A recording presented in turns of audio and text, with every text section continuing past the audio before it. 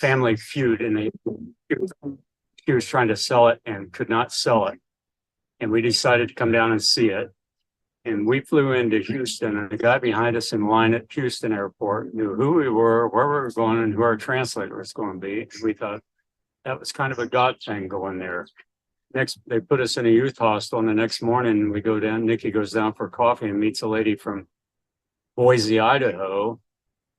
We thought, well, that's pretty special. And then Nikki told her that we have a bunch of stuff in McCall, Idaho. And she said, we never get up there much because it's too expensive. We stayed at friends of friends' houses. Well, she knew our address and everything in our house. And we knew then, without even seeing the farm, we were supposed to be buying. We knew that God had a plan for us. We had no idea what. It was an abandoned farm, and that we couldn't even see the whole farm because they said you're not allowed to go there. There's ticks on the farm. So the first year, 2018, we didn't see much, but that was our beginning. So then we decided to buy it in spite of the farm being abandoned and 10 years back taxes. So person we bought it from went to the phone book, which they said was stupid, to find an attorney in third world country. They got a person that spoke Spanish, English, and she went in and closed her side, and Jan, the person we bought it from, says, well, Ron and Nicki are going to need an attorney too, and so I can't represent both sides. And she said, well, it's cash and this and that. So Flori decided to represent both sides. And didn't have to go to jail yet. Yeah. And anyway, we said we wanted to make it nonprofit, and she said, well, you have to have one Ecuadorian on the board. And I said, well, that's you. And we didn't even know her. I said, that's you. And she said, no, I'm retiring. And then, so anyway, she didn't retire. She's still not retired, and she's still the president of the board now, or was. So Travels to the farm almost every day. Daily, 40-mile hike each way or whatever. That's a great story. Thank you. Flori, why don't you tell us a little bit about the Hippie Hoppa area, and ultimately, what are we doing here? Thank you, Neil. Good morning, everyone. And well, this area is Hippie Hoppa is one of the cantons of the province of Maravi, as Neil stated before, and it's one of the poorest, if not the poorest, canton of this area. There are statistics saying that one of the parishes, small village, is really the poorest town in Ecuador. Really, you find no jobs there, nothing to do. It's a very dry area. That's south of where we are right now.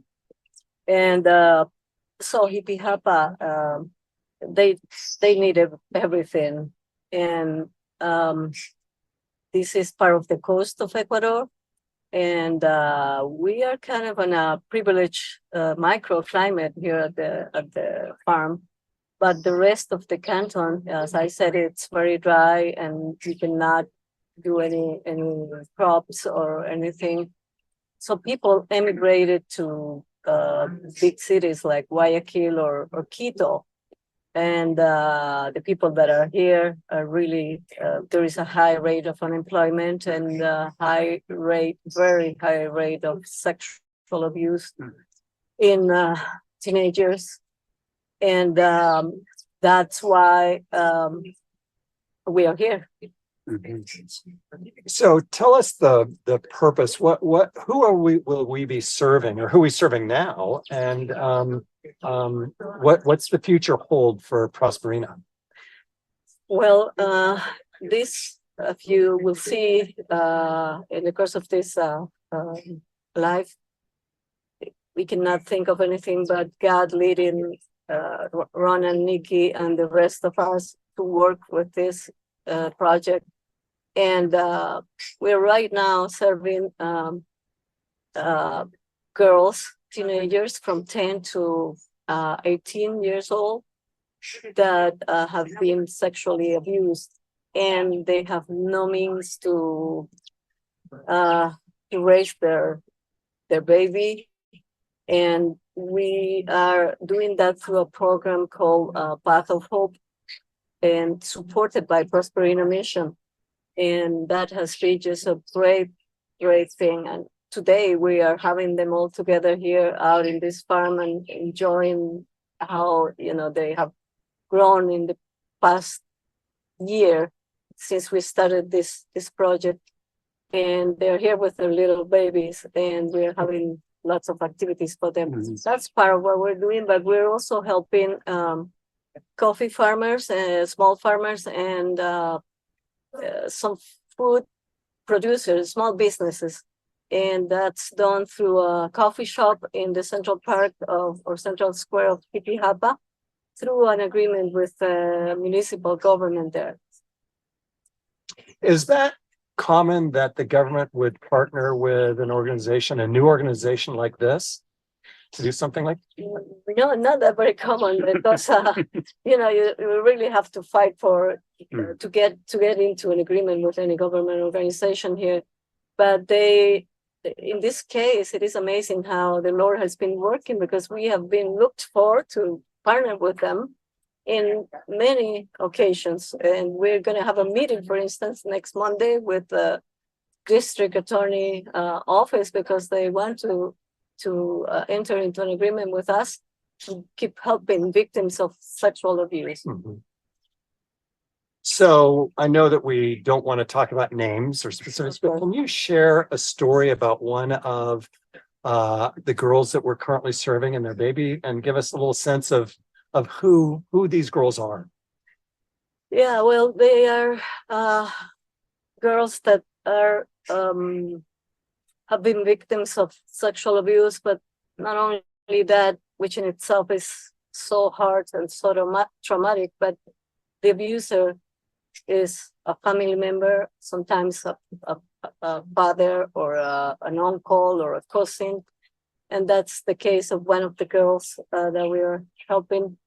And she has a year-old little baby, and at the beginning she couldn't even talk. We went to her home for a visit, and she didn't want to look at us, or she was very timid and very afraid, scared. And she was panicking really to go out of her home for a few meters. She didn't want to go out. And right now she's here today. She came with our social worker and her baby, and you would see her coming to our office for the counseling sessions in Puerto Viejo, just without any of that. So that's a really, we really feel so much joy that what the Lord is doing through this project in her and in the other girls. Fantastic. So for those of you who joined the Zoom before we started, there was a loop that was running, and a lot of visuals of the farm, and you saw an area of graded land where earth movers had come in and terraced out. Who wants to jump in and talk a little bit about what that is, what that means for us, what that means for the girls we're going to serve? Carlene, you want to jump in on that? I think I got nominated. Yeah. All eyes on Carlene. Well, that's Naomi's Village. And that's really, wow, that's the genesis of so much of how the work started with the girls. Mhm. It's going to be a safe haven where we can have girls that can no longer, they're struggling in the hardest situations. They can no longer be in their homes. And they're now mothers due to sexual abuse. And it will be their safety net, a place that they can go and live and receive counseling, social worker, healthcare, legal assistance, all kinds of things to really grow into that, that motherhood that they've embraced Mhm. and are experiencing, and just grow as a person. And so it's a big project. God has big dreams. And I have to say, we saw yesterday the land and how it's being prepared and readied, and it is so exciting to see the progress and what is ahead of us. Fantastic. Flori, can you tell us about a little bit about Naomi's Village and what will it look like? What will be there for the girls? Yeah, we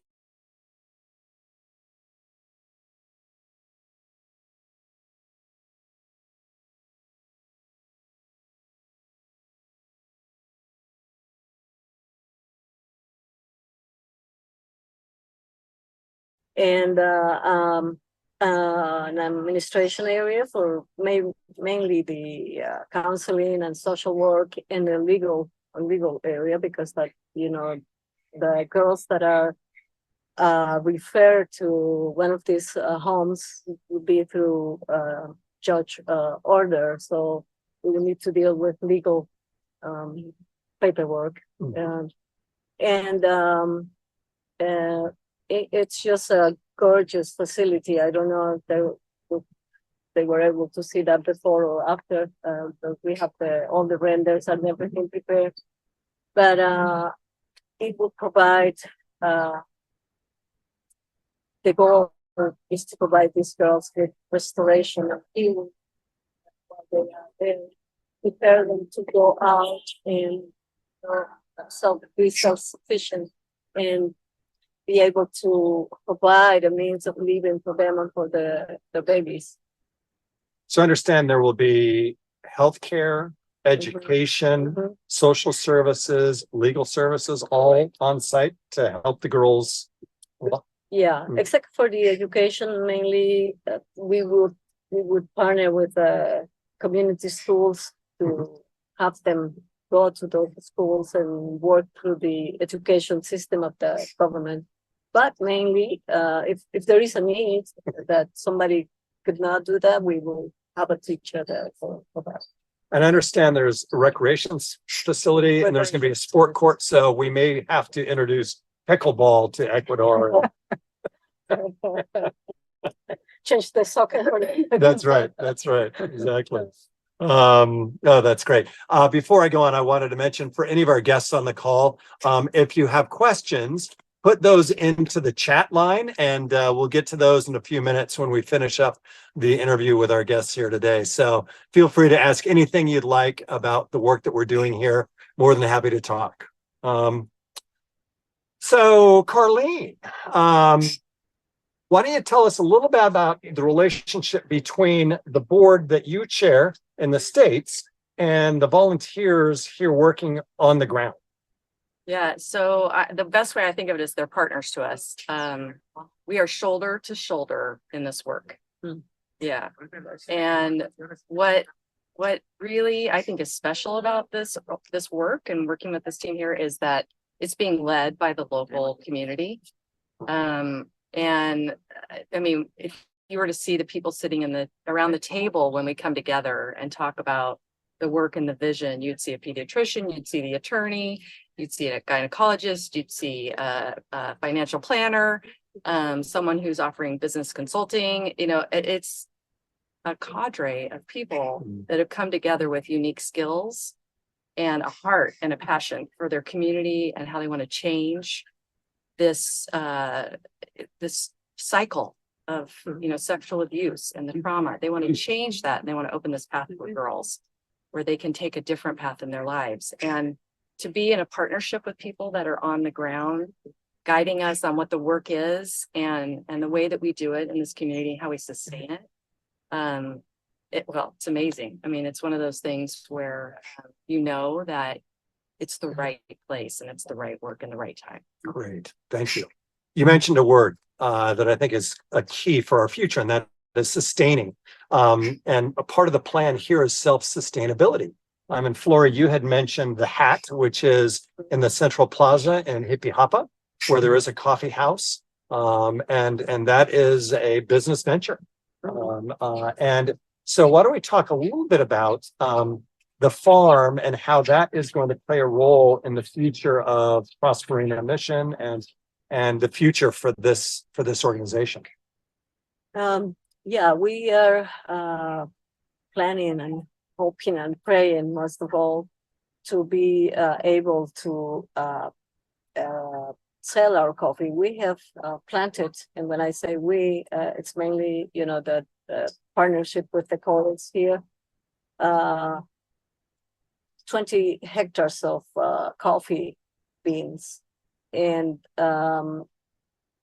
by 2026, we plan to be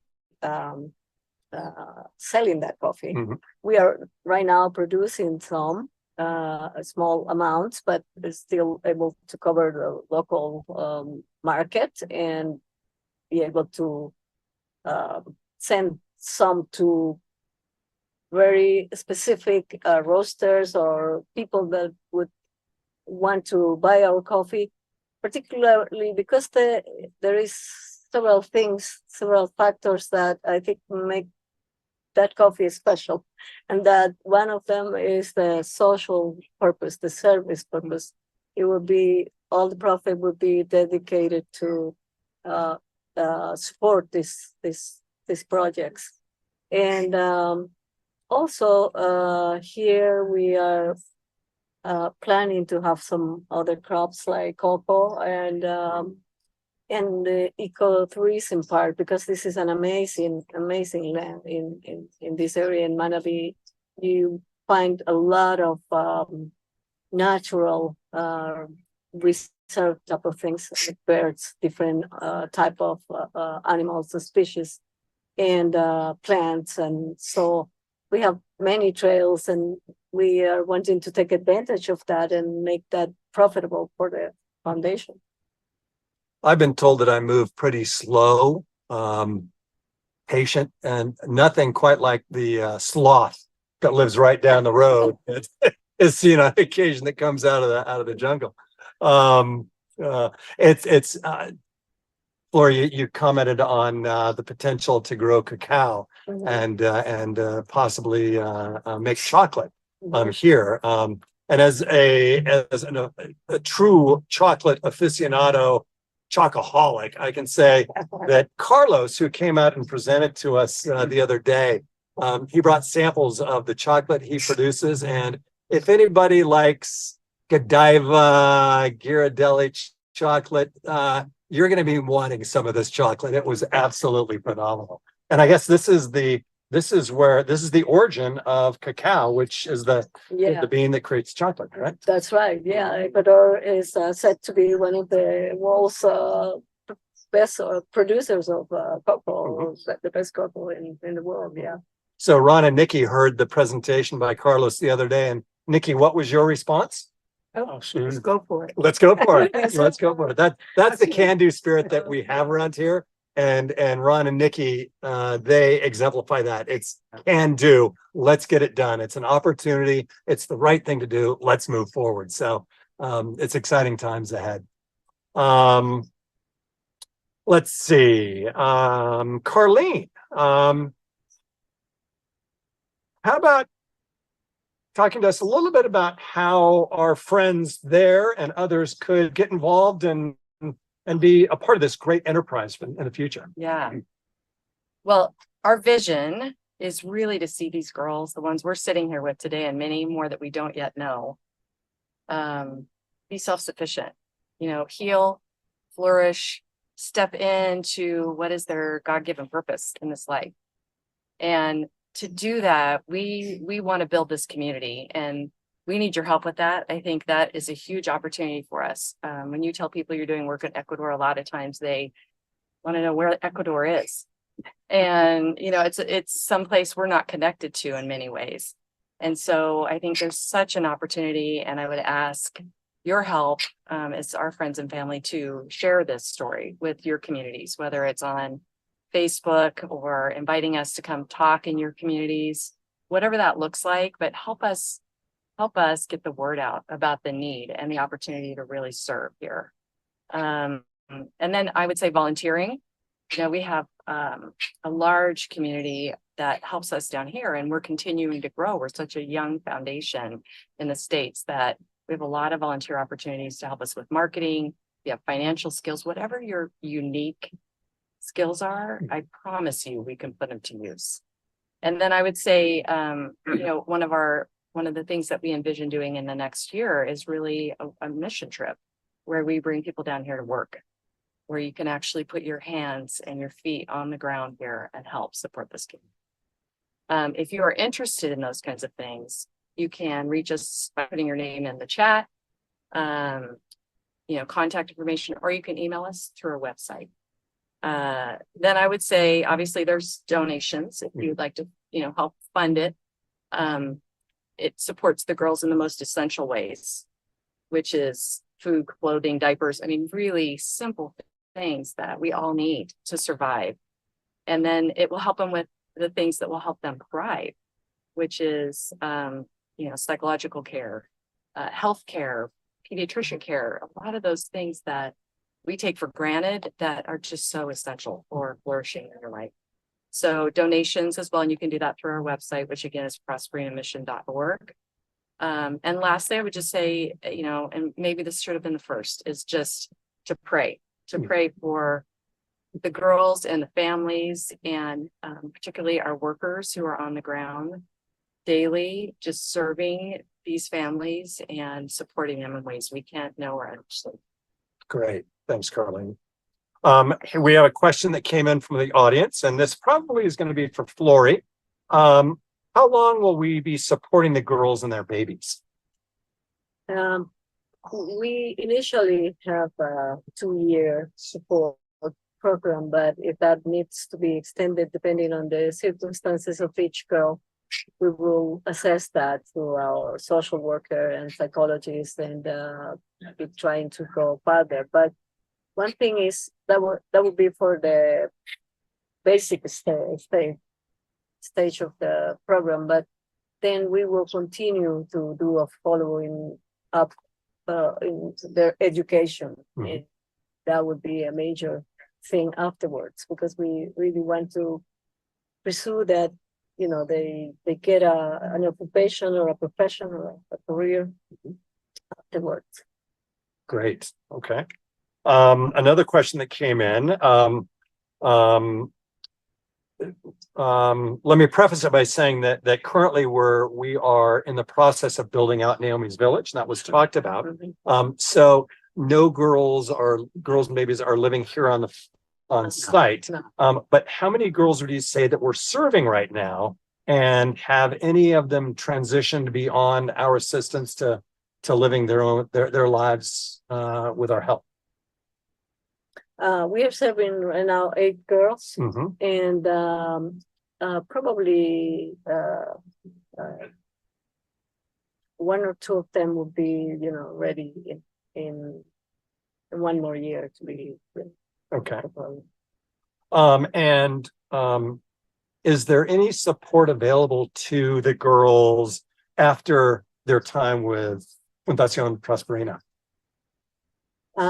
We will have to do those connections for instance, with some government organizations for that. But we ourselves, as I said, will be doing a follow-up with them and trying to help mainly in education and to them. Okay. And is that a part of the goal of the local board members who bring their expertise, that they can help make those connections? Yes, of course. Okay. Yeah. Great. All right. We have another question. Is there an example of a success story of one of the girls that we're working with today? And also, why don't you share how long we have been in existence and working with the girls? Yeah, approximately 1 year we've been working with the girls, and as I said, to me, just the part of the healing process right now, it's great, and the example I shared before is a good one to show the progress, and also the fact that they are pursuing high school education. They have not dropped out of school because of the situation, which would have happened probably if we were not here to Mhm. support. Mhm. That is a great part of it. And I understand that there is an aspect of this that will be some level of job training or development. Yeah, we are starting that in a very initial phase with some mm, small tasks that they can do and get some money for themselves, and but that's still in the very beginning Mhm. phase. Mhm. And one thing it does, more than provide any profit, uh, is that helps so much their self-esteem. It feels so well to be able to do something on their own and get Mm. some money. Uh-huh. Neil, That, can I yes. just add, one of my favorite success stories is actually, we got to see it live yesterday. So we went and visited one of the girls in her home, Mhm. and she has started an empanada business, Ah, and she's selling it out of her house to the neighbors and anyone who drives by. Her daughter, who is 4, runs out and yells empanadas every time her mom finishes speaking. And she was so gracious when we went to visit her. She brought each one of us an empanada that she had made, and so proud to share that. And it's a skill and trade that she has learned through the work this team has Yeah. done on the ground with them. And it's huge for these individuals. it's a Huge. future, isn't it?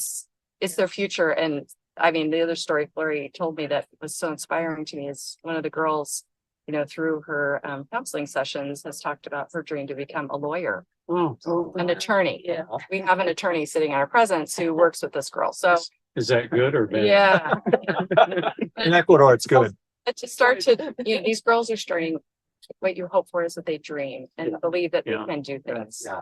beyond where they are today. And that's what's beautiful. So a question came through that I'm going to read verbatim because I think we just had an exquisite answer to this question. It says, can you describe an example of a success story, the desired outcome, the sort of life these beautiful mothers and babies can live after they graduate from the program?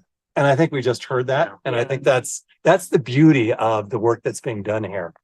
And I think we'll end. Now, granted, Ecuador, we're right at the equator. It's a little warm out here, folks, right? Yeah. So I'm going to finish with one question for the group, whoever wants to answer. When will Naomi's Village be fully operational, do you think? Or when the first phase of bringing girls on site? We are praying that by the end of 2026, we'll be operating fully.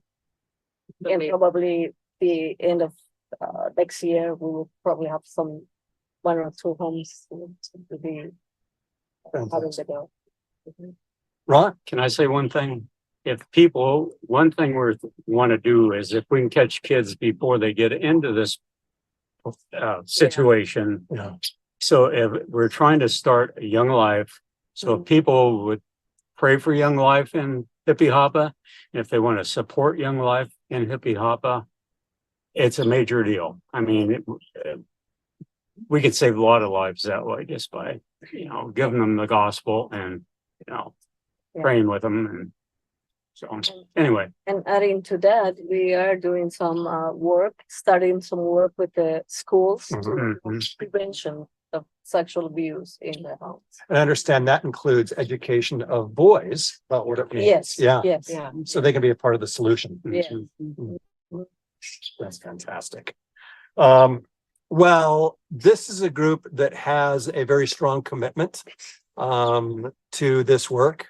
And all that we ask is that you, as people who are interested enough to join us this morning, to consider joining us in this commitment and doing what you can to support the work of Prosperina Mission and the tremendous work that a cadre of volunteers are doing in support of some amazing young girls and their new families and their future, because that's what this is all about, is helping them create a better, sustainable life for themselves and their children. So bless you all. Thanks for spending time with us this morning. Thanks to our wonderful guests and our board members, and we'll sign off from here. Thank you.